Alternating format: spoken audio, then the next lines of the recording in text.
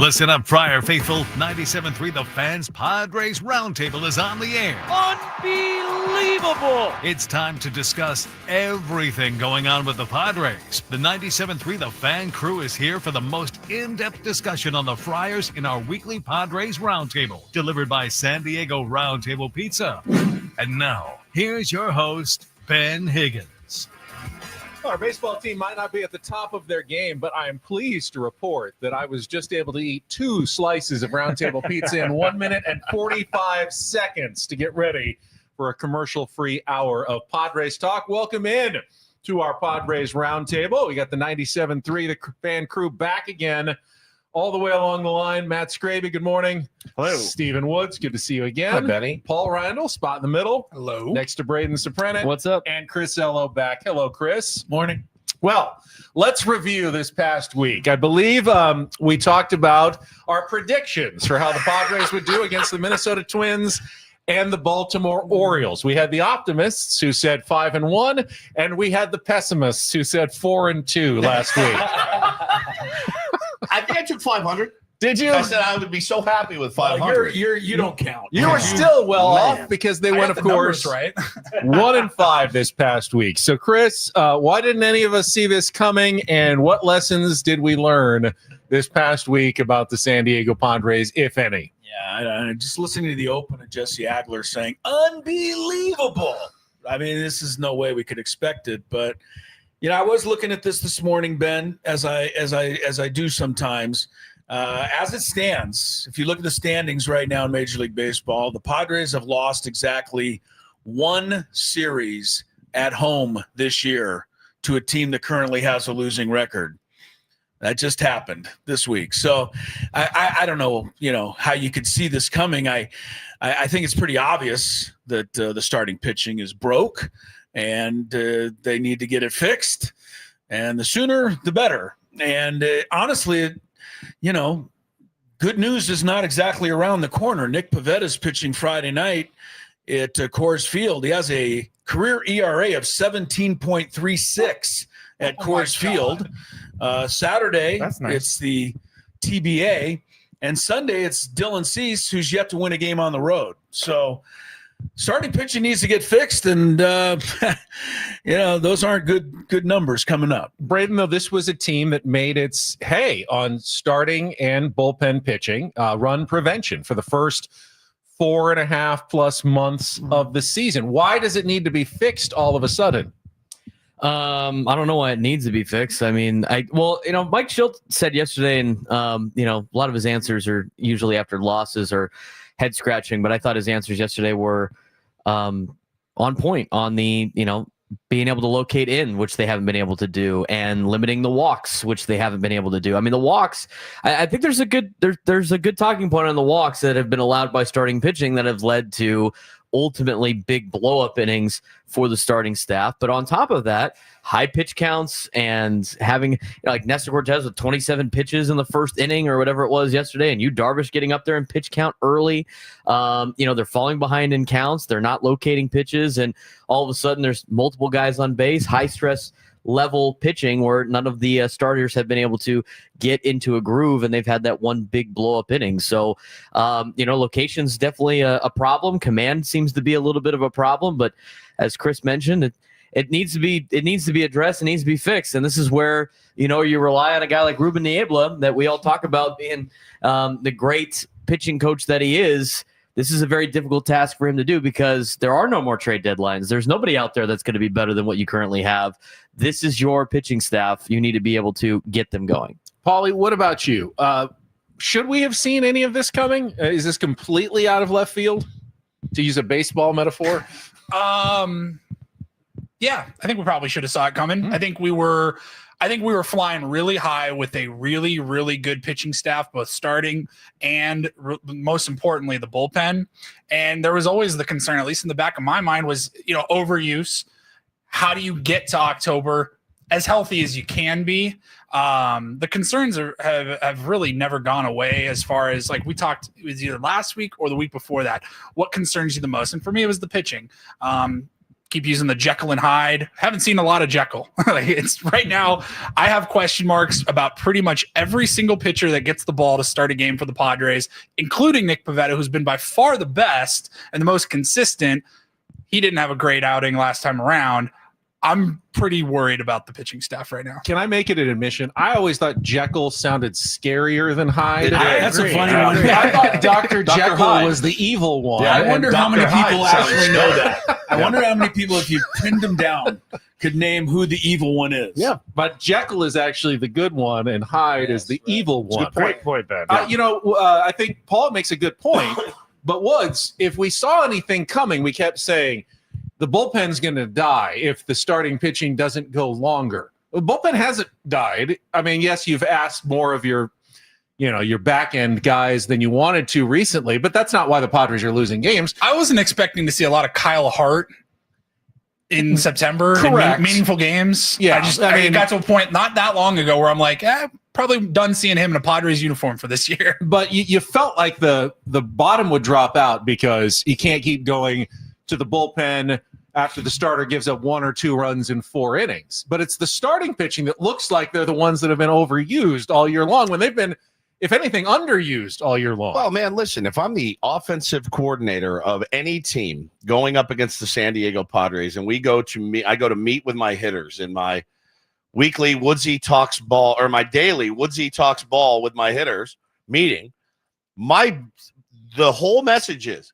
go out and attack their starters. You don't want to get to Morahone. You don't want to get to Mason Miller. Go attack these guys. Get to them early. They will make mistakes. And here are the mistakes they made right here on film. This guy will leave it here. This guy will miss here. This guy, you can spit on this. I mean, it's pretty obvious. You guys are coming out and attacking our starting pitchers, and we have to find a way to counter. It's a whole game of adjustments. It's a good point, Woods, and it's not something I had really thought about, but when you watch a game like the one against Yu Darvish or against Nestor Cortez, other teams aren't shortening up with 2 strikes. No. They're just waiting for that mistake, and it may be an 0-2 mistake, as happened with Darvish. A couple of times. They're not going, okay, we better just put the ball in play. They're just like, swing out of your shoes, because if they miss, they're going to miss right over the middle, and you can hit a home run.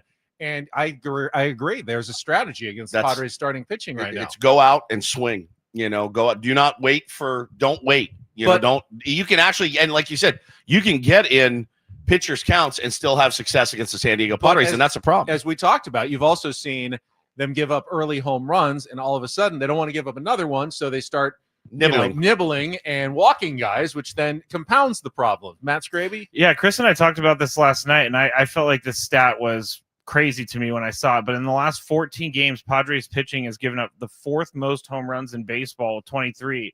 And their neighbors in that department are the Rockies, Marlins, Twins, Nationals, Orioles, and the Braves. So you're pitching right now like a losing team. Oh, yeah. And the 3-run homer, I gave Chris a lot of, I teased them a lot earlier in the year, but the 3-run homer against the Padres is starting to kill them. It's the death knell. It is. Yeah. Once you hit that 3-run homer, it's church. Yeah, it's not done, but it's close to done.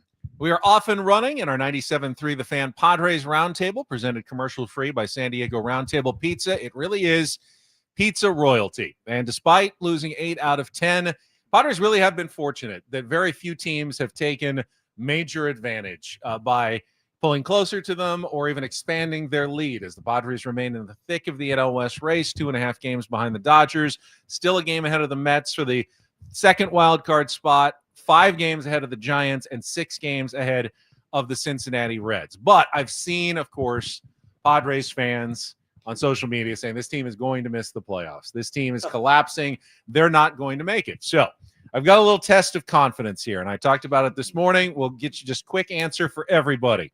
All right, here's your hypothetical scenario. If the Padres make the playoffs, you receive $50,000. But if they miss the playoffs, you have to get an LA Dodgers logo tattooed on your face. That's it. If they miss the playoffs, if you accept the deal, you get no money, LA Dodgers tattoo on your face if they miss the playoffs. Does anyone not take the deal? Are you still confident in the Padres enough that you would take maybe the free money, but risk the tattoo on your face? Yes, I'd risk the tattoo. You're risking the tattoo. I was Yeah. thinking you'd be the one who might not risk the tattoo. No, I'll risk the tattoo. I think they're still going to make the playoffs. I mean, in a week, they could have won a bunch of games, and we're all forgetting about this conversation right now. So I don't think they're out. Which they could literally do next week. Yeah. Woods, you're risking the tattoo. Yeah, I mean, if you said win a playoff game, I'm not taking that bet. I'm not. I'll just say I'll leave the 50 on the table. I would right now as it stands. I do believe we'll make the playoffs. I do. I find it that's stupid to say. I'm not going to say it. 97.8% chance to make the playoffs right now. That's a pretty good number. Better than 97.3%. Better than 97.3. I'm going to take it, Benny. But if you said, all right, same deal applies, but they have to win a playoff game, I'm not saying. I'll say I'll walk away. It's a good point because right now you're trending toward either a game in Chicago against the Cubs. They've been very good at home, or in LA against the Dodgers in a wild card series. Neither options you really want to look for. Paulie, you taking the bet? Yeah, I kind of liked what Woods said, though. I don't know that I have much confidence really at all Right. in them winning a playoff game, at least as of right now. I would take the bet. I don't know like how much is trolly online dooming versus how many people seriously think the Padres will miss the playoffs. I haven't really viewed it over the last, call it a week. I haven't really viewed it as people I know, at least, or myself, that think the team is not going to make the playoffs. If you say it to make yourself feel better, I suppose. I think the Is that math. what it is? I think this team is going to make the playoffs. Like it would. I mean, we've seen horrible collapses. 2021. I really were they this much of a lock? No, they were not 98%. I don't think they were either. No, not even. So I think they're going to make the playoffs, but you can still like to say, oh well, the other teams in the division or in the National League, they've all been losing too, so it's fine. We haven't lost any ground. I don't care about that. I care about how the team is playing, and the team has been playing like crap. But that's my concern. Not missing the playoffs, just getting there and getting bodied in 2 straight games. But when you're given gifts like this, and that's what this is. The Dodgers playing this poorly since July 4th. They're like well under 500 since July 4th. They've been giving you gifts. We haven't accepted the gifts yet. We just haven't accepted the gifts, and you can't be sure that that's going to continue.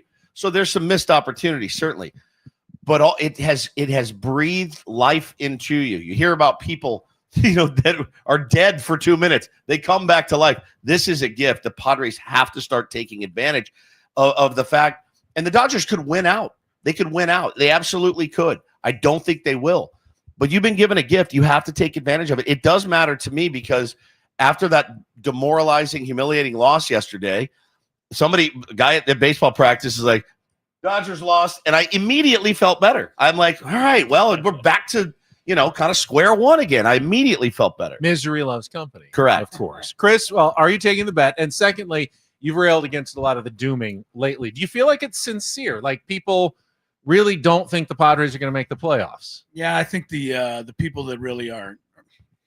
I'm not going to go there. I'll take the bet because I've always wanted to look like Post Malone. So I'm willing. We can make that happen without a bet. I'm willing to take a shot, and you guys are surprised that I even know who that Jelly is. roll. I think Hello roll. the dooming is a Hello little. The dooming is a sounds like little a silly sushi right now. roll, dude. It's a little silly right now. It's just a defense you have to mechanism. look at things 100% realistically. right, Yeah. Woods. That's it. Even It's- after it's what they've coping. done, they'd have to blow right now a 5-game lead in 22 games. It's not happening. They're going to be fine. This team's too good to even consider sliding back to being in danger. As a matter of fact, I'm pretty sure they're going to hold off the Mets. The Mets have a brutal schedule the rest of the way, even though that does include the Padres going there. I get it. Secondly, as long as you get into the playoffs, this whole notion that anything can happen is just too documented to not be true. Yeah. And the 2017 Dodgers are the best example I can think of right now. They had an 11-game losing streak in September and ended up in the World Series that year. So this is a lousy stretch of baseball, but to me, it does not change my personal goals, and I don't think it should change this team's goals. Braden, are you taking the bet? And you were nodding along when Wood said it was a defense mechanism for fans. You kind of agree that Yeah. you can't hurt me as long as I lower my expectations Yeah, to zero. just- You can't hurt me at all. The thing was like all of this that we've been discussing was just rampant in the YouTube chat yesterday during our show. Yeah, ours too. I mean, people were just ready to stop watching. And to my reaction was, well, if you know they're not going to make the playoffs, or you know they're not going to win in the playoffs, you don't need to watch anymore. That's you already it. know the results. Like, That's why even? I mean, why put yourself through the misery if you already know what the outcome's going to be? But they won't do that because they know secretly that they're Padres. They know. I got a They know guy the that Padres are DMs gonna me make the playoffs. every day. Yeah. Every single day he DMs me. That's it. I'm done watching. And I'm like, you said that yesterday. Yeah. And the day before. I understand it too, the psychology of it. I get it. I mean, it's just, to me, it's like a coping mechanism of, you're upset and it's not great. And you just think of the worst possible outcome. Sure. I don't think anybody that's actually tweeting that or putting it in the comments actually believes it. Maybe like because- one or two Because people. if they did, they would have moved on to another sport Yeah, right now. yeah. Because when I was a kid and that was the case, and the Padres were out of it or Yeah. whatever, you're like, all right, it's football time. I Right. don't need to watch these guys anymore. Yep. But that's not the case. They still want to watch. They still know this team can make the playoffs. They just are starting to panic, and I think a lot of it is they're confusing. Well, I just think people in general really want the division, and so when they see that starting to slip away, it's starting to be like, oh, it's just going to be catastrophically awful. But the reality is, you make the playoffs, everything's going to, you have a chance, right? I mean, I think a lot of people just want the division, and the fact that might be slipping away, even though it's not, because the Dodgers are physically handing you the division. It's like, almost like they don't want it. Yeah. Like, here, take it. We don't want it anymore. You take the division. So from all of that, I think it's just emotionally watching some of these games. It's later in the season. Obviously, you feel that the games mean more. You're trying to track down LA. You're trying to get that 4 seed, and it's going to start, getting a little bit more important every single game. And when you're not playing good baseball, you start to think about bad things that could potentially happen to the Padres in the playoffs, and you start thinking about all the bad things that have happened to San Diego sports in the postseason. Yeah. And I understand that. All the Charger disappointments, all the Padre disappointments for certain years. So I get it, but at the same time, like you've said, Ben, we don't need to be having a conversation of if they make the playoffs. The conversation needs to be about, you know what? We got to fix a lot of things here in the next 3 weeks in order to win in the playoffs. I don't think anything is going to match the disappointment of last year's 2 games against the Dodgers. No. They're never going to be in a point this year where you feel like they're the favorites. And they got to at 2-1 against the Dodgers with who was left. You finally had that moment where you thought, I think my San Diego Padres are actually the favorites. And everyone around the country kind of agreed to win the World Series, and they didn't. They're not getting to that point this year. If they win it, it'll come as a mild or at least moderate surprise to everyone at this point. Correct? No one be more the 23 Diamondbacks than a little the close to this. I'm not quite 24 Dodgers. that unlikely, but They've already certainly won more games now than the 2023 Diamondbacks almost won. 84, I Right, think. Yeah. And then I think we're tossing a little bit too much dirt on top of the grave at the moment. I mean, you don't think they're going to win a playoff game? All right. Well, I'm still going to bet on either Michael King or Nick Pivetta to win a game at Wrigley Field. I mean, I think this team is darn good, and all year they've been darn good. And for 130 games, Mike Schilt was pushing all the right buttons. The last 10 games, he doesn't have a clue, apparently. For 130 games, the lineup was fine and in first place. Now the lineup needs to be completely revamped. It's all just untrue. It just is. 8 out of 10 is a lousy stretch of ball, but they won 5 in a row right before that. They could easily win 5 or 6 in a row right after this and make all of this discussion pretty much a moot point, frankly. You know who else is discussing this?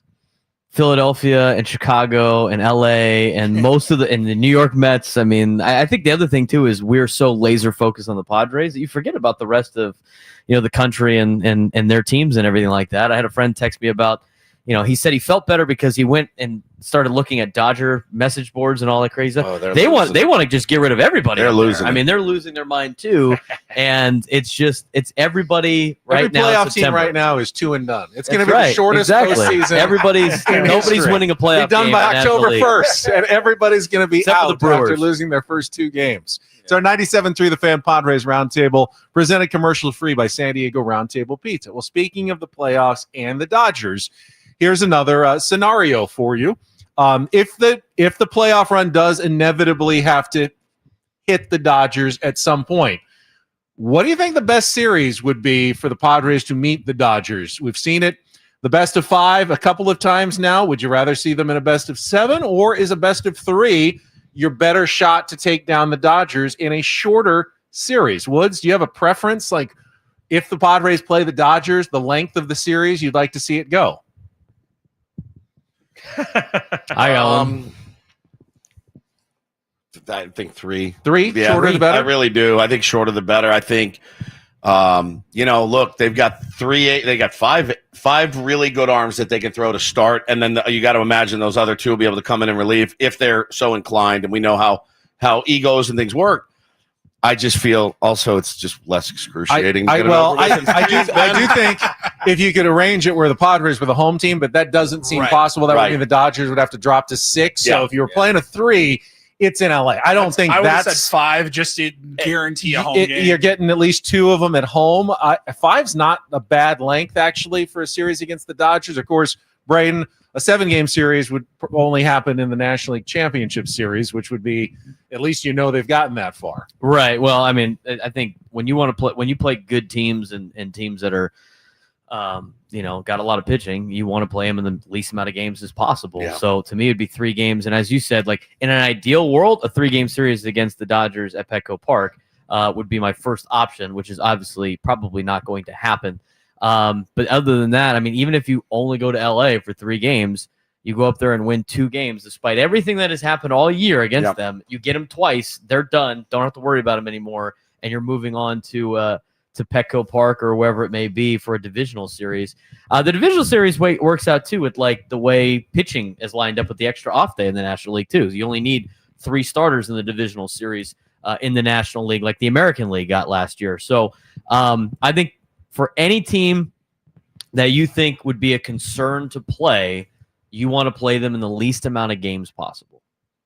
Is there any team that you feel like you aren't concerned to play right now in the postseason if you're the Padres?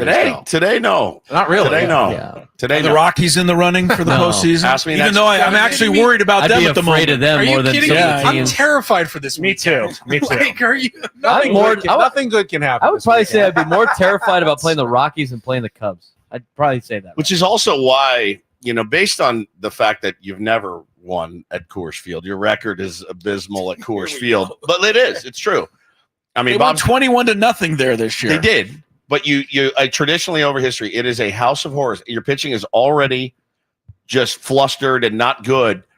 Problems with the long ball. That's why. That's why sucks. That's why this Orioles series and that Twins series was so important to be able to handle business against Zebby Matthews and who was the kid that started for the Orioles the other day? That Povich. The first one. No, Kyle Radish.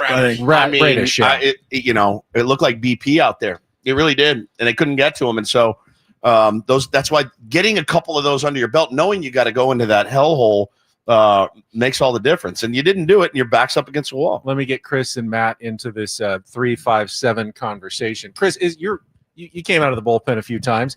Is there not an argument to be made that when the bullpen is your strength, the longer the series is, the more that strength is magnified? They're seeing you more times. Like they're getting way more looks at you. But if you're better than their bullpen, you're also seeing you have an advantage over them. But you're going against their Glasnow, Snell, Yamamoto, Ohtani, Emmett Sheehan, even. Like you're going against. Benefits the starters more than benefits. You're going. What do you think, Chris? I like 7 games because then I know I've got that far, and I would have my confidence back. I'm pretty sure at that point, if I got to 7, and I just believe that we can wear them down in a 7-game series in the bullpen. They look at our guys, we look at their guys too. It goes both ways. Dave Roberts is too impatient to stay with the advantage that he has, which is his starters. It'll be a different can't one. wait to get them out. And I know the Dodgers bullpen's getting healthy, but I think our bullpen takes it and says, look, they whipped us last year. We got to whip them this time. So it's not like they've been good against anybody else, really. Right. They've only been good against the Padres. Pretty much, So it's an advantage to exploit. I think it is, but look, I'm as worried as you guys are. The Phillies can beat us, and certainly the Cubs can. And I still am not scared of the Brewers, but I probably should be because I just am not as familiar with them. We'll see them at the end of the season, but I'm more worried about the Padres right now, like you guys are, than anyone else out there. I would say like the Phillies, Matt, if you played them with no Wheeler, Nola got beat up around, I'd want as many games as possible so their starting pitching would be kind of nullified in that series if you're going against the Phillies. But what about the Kyle Dodgers? Schwarber, Bryce Harper, Trey Turner? I mean, just make sure Darvish doesn't pitch. Pick your poison. Yeah, Take him out. Take him out. Yeah, but if you had to, Schwarber. in a 3-game series and you had to face, Sanchez right off the bat and, Suarez, and it's like, and they don't have to go to their third and fourth starter at that point. That might be to their advantage. Walker Buehler could be up against you. Exactly. Padres took 2 out of 3 against those guys. Yep. Against their top 3 here. I would say go. I want 7 games because there's more margin for error. In the 3 games, you can't make any mistakes. In the 5 games, you can make a couple, but you can't make a lot. And then the 7 games, it could go both ways. A war of attrition. You can either go down 4-0 easy, or you can make some mistakes, come back the next day, and win the game. So I want more chances. So I'll take the 7 game. The Dodgers aren't punting any of the games in a 3-game series, but they'll probably punt 2 of them in a 7-game series. I was thinking, You really only got to win 2. Yeah, I don't know what you guys are worried about the Otani, Glasnow, Kike Hernandez rotation that they're going to use. regardless of opponent, if the Padres are in a 3-game wild card playoff series, are we seeing a bullpen game? Yes, I think so. I think so.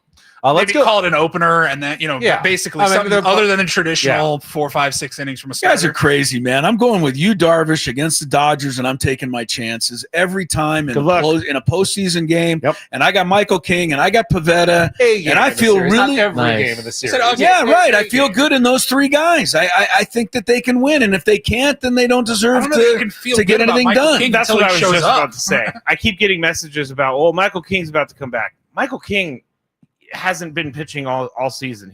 Which means he's fresh. But the last time he pitched, he ended up back on the IL because his knee was sore. Which means he's due. I'll go back to what I said this week, what I said back in June. If Michael King doesn't come back and pitch remotely like Michael King, the Padres are still cooked as they've always been. Yep. I think all of these conversations are kind of with the hopeful thought that Michael King is going to be back. He's going to hopefully get about 4 regular season starts, and at the end of them will look mostly like Michael King. That's our hope. And if it doesn't, then you are facing a really, really uphill climb in the playoffs. Well, and look, man, and it's so the season can end on a dime. It can stop on a dime. Jason Adams' season is over, and you also have to get through that hoping nobody else blows a quad, nobody else twists a knee. You know what I mean? It's a lot to. Can you win the World Series with 2 starting pitchers? Yes, the Dodgers did it last year. You can. You could make the argument that the Padres are set up like the Dodgers without Michael King to do that. It's not a great formula. It worked Padres last had the year. division lead in late August without Michael King pretty much for most of the year. Like, they can win games if you can get good Darvish going, and then you go, Pavetta, Darvish, bullpen game. Like, that team can win a series. Not the way they're playing right now, but it's Michael King's a huge question mark. All right, let's focus more on starting pitching. Should the Padres be considering other starting pitching options, like diving down into the minor leagues for Omar Cruz or Matt Waldron or Randy Vasquez, someone else who has not currently been taking turns in their rotation? And if so, Braden, whose spot are they taking at this point? Because there's more than one starter who is struggling right now. I wouldn't mind seeing Vasquez. I mean, the guy's been putting up the results. I mean, even though it's frustrating for us to watch, that we've said on the roundtable multiple times. I mean, he has proven that he can get the job done, and the ball doesn't leave the yard too much. I mean, at least the ball's in play and gives your defense an opportunity.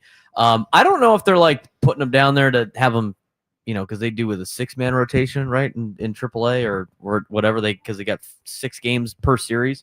And I don't know how many days he's going in a row. Maybe they're trying to have him rest up a little bit, and because this is the most innings he's ever thrown in a year. But I'd like to see Randy Vasquez back up here. I think you have a better option with Randy Vasquez making a start or coming in after an opener like they did in LA. I didn't mind that strategy too much, but you can't. I don't know how many more times you could roll Nestor Cortez out there for him to get ambushed at the plate. I don't know how many times you can roll JP Sears out there for him to get ambushed at the plate.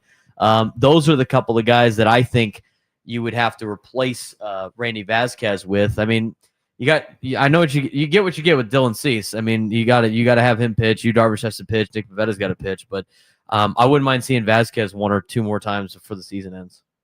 Paul, are you bringing back Randy Vasquez at this point? Yeah, 100%.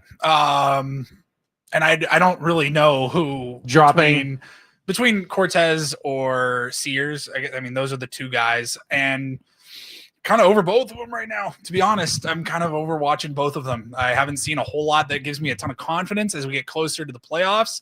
Randy Vasquez, like we just mentioned, not the most aesthetically pleasing performances sometimes, but that doesn't mean that the results weren't there. He keeps you in every single ball game, it seems like, and that is what I want and expect out of my 4 and 5 spots, keeping you in ball games, consistent, not ace stuff, but consistent enough to keep you in every single ball game that they get the ball. And right now we're not getting that out of our 4 or our 5 spots. It's funny, Woods, because I think we all kind of feel, yeah, let's bring Randy Vasquez up.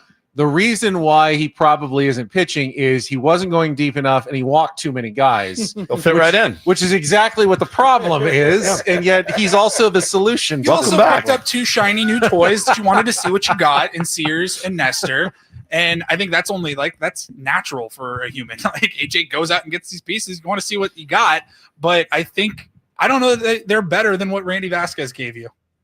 Well, Randy's a battler, man. He competes. He competes, and not to say those other guys don't, but they call him Strandy Vasquez for a reason. It's dicey. It's dicey, but you got to get through these last 22 games. You got to figure out a way to win more than you lose, and you're going to need contributions from everybody. And he seems like a guy that obviously can do it. He's a guy that had Mike Schilt's trust at the beginning of the year a lot, right? Remember in when we went to the ballpark for Fan Fest, and I mean we were talking about some of the big names. He's like, wait, I'm gonna tell you about Randy Vasquez. He made, and he was 20 some odd super starts, high on him, and for whatever reason that dissipated, and because again, if he was pitching really well, he'd still be up. You don't send guys that are pitching great down to the minor leagues unless they're hurt or whatever, but I think he's there. He's throwing okay. Bring him back. He can't do worse than what I saw yesterday. I mean, it feels like we saw, Chris, 5 or 6 Randy Vasquez starts of 4 innings, 3 hits, 1 run, 3 walks, 2 strikeouts. Yep. Didn't get the win, got a no decision, but the Padres went on and won the game. Yep. That wasn't good enough then. Feels more than good enough now. Like I would sign up for that tomorrow if I could get 4 innings, 1 run from any starting pitcher. I said it right after the game yesterday. I think very early in our post game, I told Scraby, I go, I can't believe I'm saying this, but I really kind of want to see Randy Vasquez back. So apparently I have some support there. I'll just stir the pot a little bit. The 2 guys that I'd really like to see up right now pitching are Kolek and Ryan Bergert, but we had to trade both of those guys to get a guy that is honestly no better than Diaz at the moment. He's a better I take it back. He's throwing to second better than Diaz, but Diaz's bat has actually woken up a little bit. I didn't like that trade then. I don't like it now. Well, you have anticipated the next question no, in the roundtable. That's okay. It's good. Good transition. I love a good segue. Now that we've had a month to see all the newcomers and evaluate the trades a little bit, are there any trades that you would undo that AJ made at the deadline? Chris, we know your answer already. Well, I wouldn't. I just say I didn't like that trade, but they did it, and so I wouldn't undo it, right? I mean, I like what AJ did at the deadline. I'm not going to go back on that. Obviously, Nestor Cortez at the moment. But, I would say 12 days ago when he hit the Dodgers for 6 innings, we thought that was a steal. It'd be crazy. So I can't go back on You wouldn't undo the Nestor Cortez trade. You gave up Brandon Lockridge, who wasn't even on your team. You got a great prospect. You got a great prospect and Nestor Cortez. Even if Cortez, you could DFA him right now, and that's still probably a pretty good trade for the San Diego Padres. So wouldn't undo that one. I don't know. I think we all said that the day the trade happened, seemed like a lot to give up for a backup catcher in Freddie Fermin. And then Fermin shows up, and he is on fire for the first 10 days. in a Padres uniform. And we remember, oh, yeah, catchers actually can produce at the plate, look pretty good. As Chris said, throwing out some runners. But that price tag is already starting to come home to roost for the Padres because they could use either or both of those guys right now for their rotation. Yeah, I mean, look, I don't like. I mean, everybody with their hindsight, machine turned on. Yeah. I can't live in that headspace. I really can't because you'll make yourself crazy, especially if you're a Padres fan. You'll make yourself insane. It's onward and upward. And don't forget how many. Well, not how many. Everyone was pissing and moaning about Martin Maldonado every single day. Every day. Not some days. Every day until that man was gone. You pissed about him and you moaned about him. Every day. He's back. He is back. You know what I'm saying? In the lineup, getting ABs, and I appreciate what he did with the pitching staff. I know Mike Schilt did too. I know it was hard for Schilt to let him go. We wanted a catcher with better production. We have a catcher with better production. I miss Ryan Bergert too. I don't really miss Stephen Kolek for some reason. He'd be fine now, but you can't undo it. So I'm not even going to put myself through it. I like Freddie. I think we overused him a ton when he got here. And, I think given a couple of days off and a little bit more familiarity with the pitching staff, I think he's going to be fine. You got him for multiple years. He's 30. Hopefully Ethan Salas is around the corner in a couple of years, but I can't do anything about it, so I'm not going to drive myself nuts. Maddie, what about you? In hindsight, trade deadline moves?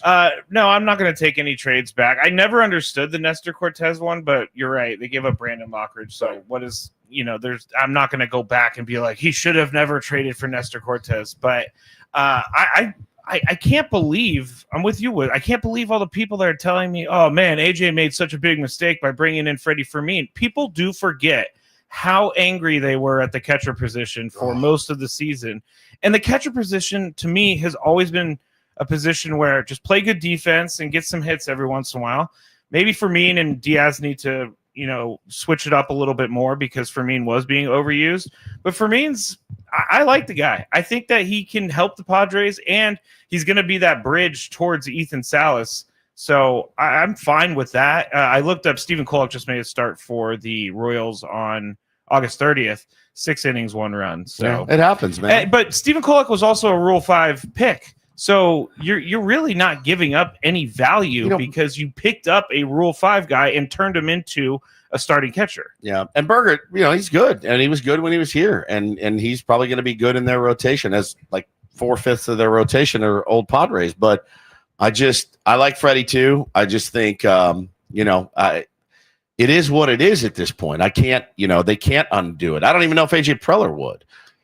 Here's one, Braden, that actually even looks better. I thought perhaps the acquisition of Mason Miller was overkill, especially for the price tag of Leonidas DeVries. But the injury to Jason Adams certainly makes that trade look a little more, foresight on the part of AJ Preller, knowing that bullpen, if they didn't have Miller and Adam now, you all of a sudden have a big problem. But you can get through it now because of Mason Miller. Yeah, absolutely. And I wouldn't do any of those trades like Wood said. It's hindsight. First of all, people like to complain to us all the time about all these moves and you're not holding the team accountable by not complaining about it. No, that's called being a windsock, dude. You can't just keep blowing with the wind every single time. I'm going to stick to my guns and stick to my opinions. And at the time, I didn't really like the Freddie Fermin trade because it seemed like a lot to give up. But at the same time, everybody was praising the guy for the first 10 days. Of course. You can't say they won the trade and then 10 days later just be like, oh, yeah, now they lost it. And then when Freddie Fermin might come back and go on a tear again and be like, oh, yeah, we've won the trade. I'm going to go insane, dude. Listen to you guys talk about it. Well, and it's also like it's a lack of execution from the starting pitching, right? Yeah. That's when you're like, oh, well, you Darvish, who's forgotten how to throw strikes, and Dylan Cease, who has the best stuff, top 5 stuff in the league, and can't throw strikes. How's that Freddie Fermin and Ryan Burr? Right. That has nothing to do with it. Too, it's like the top end of the rotation is not getting the job done. So therefore, Bergert and Kolek, who at the beginning of the year, everybody said we were doomed if we started both of those guys in the rotation. Correct. We're going to save our ass. Right. I mean, even though they're pitching well with Kansas City, It's a different environment. You can't assume that those guys here right now would be doing exactly what they're doing in Kansas City. You can't assume that about any player. Right. Ever, you can't assume that. So, I mean, what if those guys were on the team and you didn't make the trade and they're pitching like these guys like Darvish, and you're watching Martin Maldonado go up there and strike out every time? People would also be losing their mind. You get into this game of what ifs, and we should have done it goes nowhere. It's not productive, and all you're going to do is get yourself angry and upset for no reason. Yeah. By the way, Kansas City, 2.5 games behind the team they're trying to chase down that continues to lose every day, and they refuse to accept the gifts they're being given by the Seattle Mariners every day. The same Kansas team. City Royals are the Padres in the American League Yes.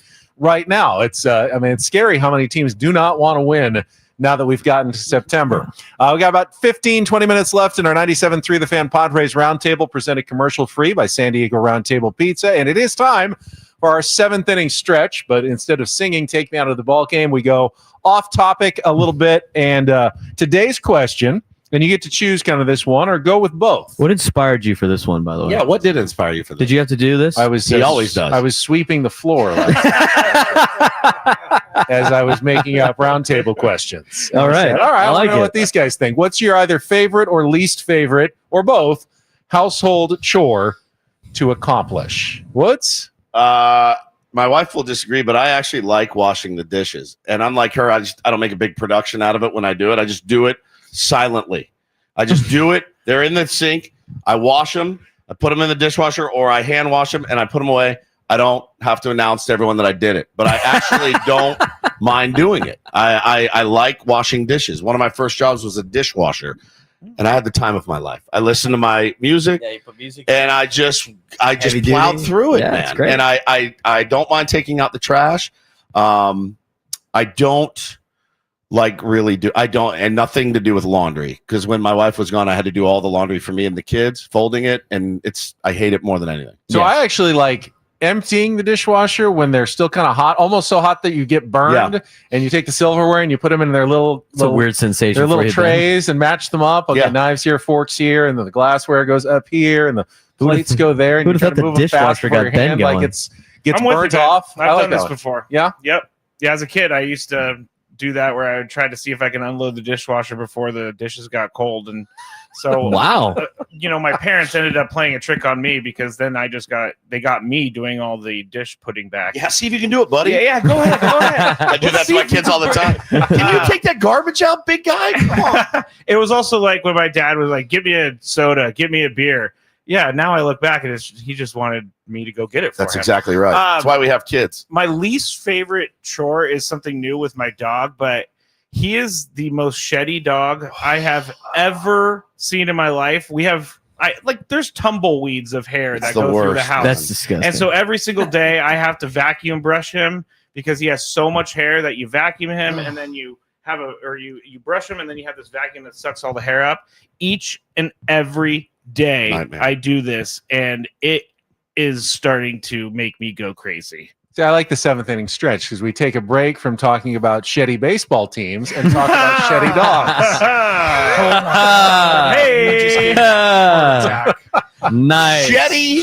who's on the board right now? Nice. Because Adam is. Adam just jumped out of his chair. That's awesome. That was actually Braden, what about you? incredible. I'm like Woods. I can do doing the laundry, like washing It's great. and the drying, easy. Piece of cake. Once that happens, it's awful. It's The back in the folding, hamper. and then sometimes I'll make it to the folding stage. I'll just be folding everything, and then it's putting them away. Yeah. And it's too many. It's It's awful. too long of a process awful. to get through.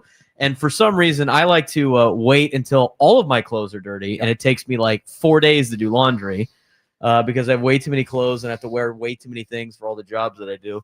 But then it turns into I don't have time to complete this task. It takes like an hour to wash, an hour to dry. Then I got to fold it and all that. It's not fun. So laundry, definitely not great. I'm like Woods too on the dishwashing. I can get dialed in and get through the dishwashing. Yeah. I love it. quick. Until you get one of those casserole pans where it's Hey, all you know stuck what? on. I and I'm you making can't my get mission the to melted get that stuff cheese off. and No. you just like scrubbing as hard as you can with You the got to sponge. get you got the scrub mommy, man. You got the little scraper. I got a nice faucet it can use, almost like the industrial one that I had when I was working at Starbucks cleaning dishes. I'm like, Woods, man, you put the music on, you great. can get into a groove. That's the easiest If I could make task. what I make here, that's a less stressful job. If I could make what I make here doing that, I would Oh, wash yeah. dishes every day. I really would. Polly, what about you?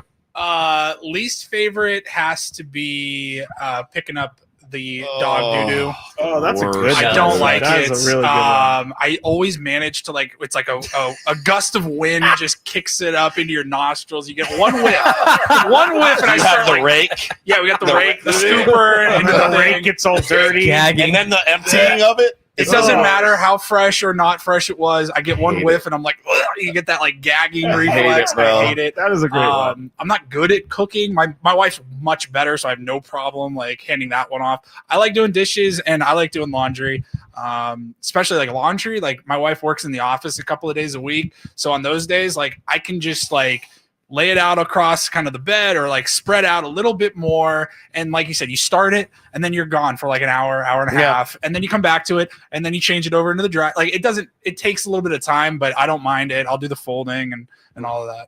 I have to ask if this is a chore or not. Is dealing with dead animals in your yard a chore? Oh my I guess gosh. so. Like with rats or something like that? Because I cannot deal with dead can't do that rodents. either. I can't. It's just I mean, they're better too dead much. than alive. I'll tell you that. disgusting. True, for I sure. can't. Dealing with I- dead animals. So is not one that right. I have that's secretly elite, and I got this from my dad, and I don't even think he needs to do it. He just does it because I think he enjoys it. Watering the plants with the hose. Oh, okay. And you just pull it out, and he looks like he's the most calm person. Just Yeah, one It's kind of like plant, meditation. one plant to the other as you're going out Do you there. do Just- this? I've done it. Yeah, I do that as well in the I feel backyard. like that's a home ownership chore. Are there any You feel chores you pride don't in. do? No, Yeah. I don't usually do the making the beds. I hate making the beds. I hate trying to figure out which way the fitted sheet goes. Folding a fitted sheet. And trying to, I can't fold. I have no idea. I just wad it up and stick it into a Put cabinet. a ball. And then we've got those they only go one way. We've got that bed with the adjustable sides, so No. you have to get it the one way. And it's always at least by the third try I finally figure out which way the sheet goes. I hate doing the bed. Chris, Oh, I last one. can't wait for this one. I'm a professional dishwasher. I was actually paid to be a hasher at San Diego State for which means you go to a sorority house and you serve the food, and then after dinner you wash all the dishes, and in exchange for that you get free meals. You get to eat. So I was really To hang out at a sorority house. and hang out at the sorority. So So I was terrible gig for you, Chris. It wasn't. As a I college loved it. athlete. Absolutely loved it. And I was the dishwasher of that group. So I feel like a professional. On the flip side, I believe it is a chore. Anytime I'm asked to fix anything in the house, my wife usually has to ask at least 10 times before I'll even consider doing it. And it's not because she's bothering me. It's because I'm so bad at fixing anything. So why does she continue to ask? You guys have been married a long time. That's a Well, great she's not going to do it. So, I mean, Taskmaster. I love an Woods. app. It's amazing. Woods calls the TaskRabbit. Woods calls the handyman, but then he's in the awkward position where Yeah. the handyman wants to talk to you about it. And I go talk to my wife. yeah. Where's your pump? I have no idea. What are you asking me for? My circuit board. What's a circuit I board? mean, I honestly take a little bit of satisfaction once I screw in the light bulb and the light pops on. Oh yeah. yeah. Like I I feel can like do I that. actually accomplished something there. See, I like doing that. That's how bad I am at fixing. How many stuff. Chris Ellos does it take to screw in Screw in a a light light bulb? bulb. All right, let's wrap things up here. It's our 97.3 The Fan Padres Roundtable, presented commercial free by Roundtable Pizza. It really is pizza royalty. Please, gonna, no predictions. not gonna do it this Please, week. No predictions. Yeah, what do Please, you think the please. Padres are going to do this Padres are weekend in going to Colorado? go 0-6 this week. We all know it. I'll That's take fine. 0-6. Any wins are just great. The way we talked about them today, I don't think they can do any better than that. Of course. So I'm going to look at some of the other teams. The Giants have all of a sudden got red hot. They've pulled within 4 games of the Mets and 5 games of the Padres for the last 2 playoff spots. But they have 7 games, I believe, coming up against the Los Angeles Dodgers in the next week and a half or so. Rip. How do we want those games to go? With the Giants kind of getting closer to the Padres, but the Padres also needing the Giants to help them out if they want to catch up with the Dodgers. Are I think we there's only Giants one fans? answer, The right? enemy of my enemy is my friend. Well, That's who's your right. enemy right now? Is it the Giants or is it the The Dodgers? Dodgers. The Dodgers. You want them Still to the go Dodgers. 0-7 against their real rival. But if the Giants go 7-0 against the Dodgers, you have a real problem on your hands behind you. not if you, Padres not if won you the beat the tiebreaker. Rockies. Won the tiebreaker. Let's say the Got an extra Padres game go. on Let's say the Padres, or let's say the Giants go 7-0 against the Dodgers and win their other 2 series. So What they're dream now is this? 11-2 in their next 13 games. Padres play well and go 8-5, much better. All of a sudden, the Giants are just a couple games behind you, and you are all of a sudden in danger of missing the playoffs if they play that well, even though you may now be tied with the Dodgers atop the division. You've got a 3-team race on your Hey, hands. sounds like if you beat out the Dodgers won't be in the playoffs. Possible. That If they lose all 7 to the Giants, That's what I'm they're, saying. they're certainly not immune to the same if things we're you're- talking about with if the you're right Padres. there, then the game back behind LA and only a If the, couple games in if front the of the Giants. Padres are in danger 5 games up, then the Dodgers are in danger 7.5 games up. My feeling about playing scoreboard, which is what you're asking us to do Yes. here. My feeling about playing scoreboard is when I'm winning, it's a lot of fun to look at the out-of-town scores. It's so good. Because somebody's going to lose, and I'm going to pick up ground somewhere. And if they're not, then you're like, oh, If well, we won anyway, so it doesn't matter. Right. If I'm losing like they are right now, I can't even look at the scoreboard. I mean, I just got to – the only scoreboard I can look at right now is my own scoreboard. And I think that is going to be the focus of this team. And I think the fans, same thing, man. You got 7 of the next 10 against the Rockies. You got the Reds in the middle of that. Let's do a little better than 2-8 here, right? Yeah. And get back on the beam, get some good starting pitching, which you've had all year. Time to everybody to go through the rotation once challenge. Ruben Niebla says, I need everybody to give me 1 6-inning game. Let's go. Let's do that, and then I'll work at the scoreboard at the end of that. I don't know that anyone's getting back on the pitching beam in Coors Field. But if Jackson Merrill could get back on the beam at Coors Field, That'd be sweet. get a little confidence, I think that would be the biggest thing that could happen this weekend for the San Diego Padres. I will say that Stephen Kolek pitched a shutout at Coors He did. Field. He did. That was a But he's no longer on the My team. God. It's funny how baseball Yeah, storylines it's come funny. around. Didn't like he have that. 21 runs? funny is a good run word. support. I mean, it's It's a shutout nonetheless. run support. I was doing a fantasy football draft with all my Giants friends last night. They all live in the Bay Area, and they're basically angry that the Giants have been winning because it kept Bob Melvin his job next year. Yeah. And so Yeah, they're upset right now. they are upset, and we were talking about it. They're like, the Giants don't have the staying power to keep winning throughout the rest of this month. They just don't have the roster for it. So I want the Giants to beat the Dodgers and then be the Giants that we've seen for most of the season down the stretch. It's good news. If they win, then they keep Bob Melvin. I think it's good news for the Padres. Well, I mean, you think it's good news, but I mean, people who like to come up with the nightmare scenarios of missing the playoffs. Yeah. The biggest nightmare, of course, would be Bob Melvin in the second half, charging so hard that on the last day of the season, he catches the San Diego Padres. Well, second half And knocks- Melvin, as they always say, That's right. That's right. That would be, I think, if you're looking for your Sleepy nightmare shills. fodder. Especially since they, second half Melvin. Melvin. they cashed in Wow. their season by trading people, the Giants did. They cashed in their season. The Sleepy Padres Mike. went for it, and somehow Right. that could still Second happen. That's even on the half. table Come right on. now. It's almost beyond belief that Well, is something you could even bring up. second I mean, half it's Bob. fun. It's fun to, look, you'd be a fool to say that you're not worried about him, but it is. This division was supposed to be a juggernaut. It was supposed to be a juggernaut. It does not look like a juggernaut right now. It not was a for like juggernaut. 2.5 months. I know. It was a juggernaut. And then Arizona. What is Fangraphs thing? It can't be more than 10% that the Padres Four. have. Four For the Giants. No, Giants have- I'm talking for the Padres. 'Cause I don't think the Padres are going to win the division, so you might as well just eliminate the Giants and keep them off your backs. Oh, the Giants had a 4% chance of making the playoffs as of this morning. Four. I think Wow. the Padres Wow. were still at about 15 to win the To win the division. division. Yeah.